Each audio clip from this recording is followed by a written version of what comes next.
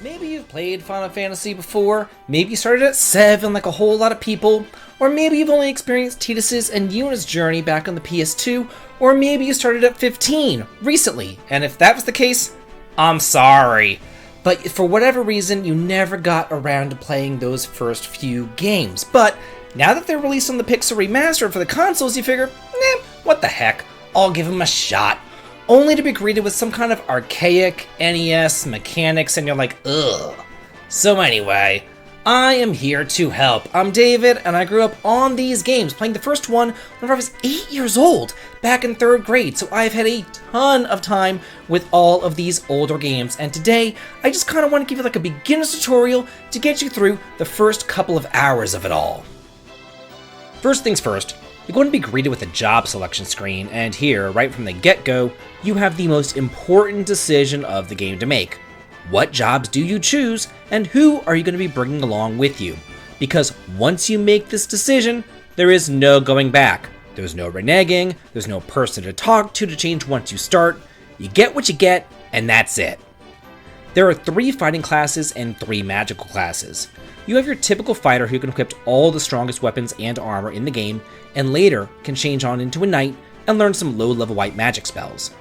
The thief is similar to the fighter, but he can't equip as many weapons and armor, though he is quite a bit faster, allowing you to run from many encounters, and later he can class change into a ninja, allowing him to learn up to level 4 black magic. The black belt is the cheapest class to have, because they don't really need any weapons at all, and they can only equip a bare minimum of armor. But he does boast the strongest attack power in the game and is still really resilient. So much so that after the class change, they still don't learn any magic, mostly because they just don't need it. They are a house. Now for the mages, you have the white mage, who learns all sorts of healing and buffing spells, as well as the harm line of spells, which can decimate undead monsters. Also, this is the only class in the game that learns that ever useful exit spell whenever they do make that upgrade over to the white wizard. The black mage learns all of your elemental damaging spells, as well as attack buffing spells. While he is super fragile, he is still extremely useful to have around for clearing out those random monsters, because magic is really the only way to multi-target here in this game. And finally, the red mage is kind of like a hybrid class.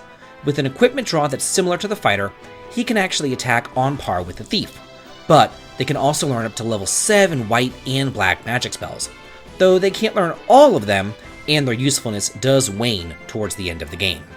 Who you choose to come along with you is completely up to you, but the original instruction manual suggested a couple of parties, and they said that the best one was a fighter, black belt, white mage, and black mage, so do take that for what it's worth. Magic works a bit differently here. You buy spells from the white and black magic shops, and there are 4 spells available per level, though you can only learn 3 spells per character. So you really do need to make your decisions wisely insofar as what spells you're going to teach each character.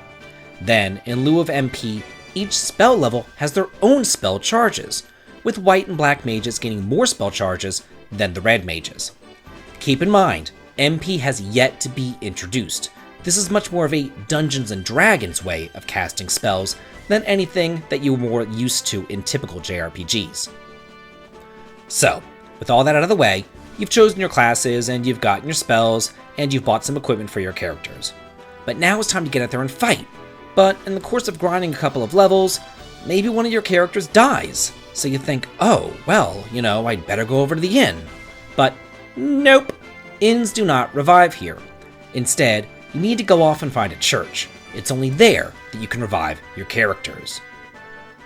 With that out of the way, it's time to head on over to the Temple of Fiends, defeat Garland, and then cross that bridge over into Bravoka, where upon talking to this NPC, Bike the Pirate, you'll gain access to a ship, and the overworld is now your oyster, or at least the inner sea is. Head on down southwest to Elfland, and you'll find that stuff is really expensive, but this is going to be your base of operations for the next leg of the journey. With level 3 and 4 spells, as well as powerful equipment, it is really here that you're going to want to start up your grind. Not only to gain enough gold to afford all those great goodies, but really just to survive the next destination. The Marsh Cave is torture, and it is your first test of endurance, and you're going to want to stock up on a bunch of heal and cure potions before going on in there. As a kid, I actually bought 99 of each of them. The place is filled to the brim with poisonous enemies, and it can just be rough. So the best place to grind is the forest right around Elfland. Stay there till you're about level 10, then you should be ready to handle what lies in the Marsh Cave. Make your way on over to the west, through the forest and across the mountains into the swamp, and then that will be your first challenge. Upon entering, you are greeted with 2 paths to take, a northern route and a southern route. But you're going to want to go up north first, to grind up and grab the treasures that are up there. Then head on back down and leave the Marsh Cave in order to save and heal in a tent before going back down in to get the crown. After you've conquered this cave, I do think that you're ready for all the challenges that lie ahead, including the world opening up and your quest to relight the 4 orbs.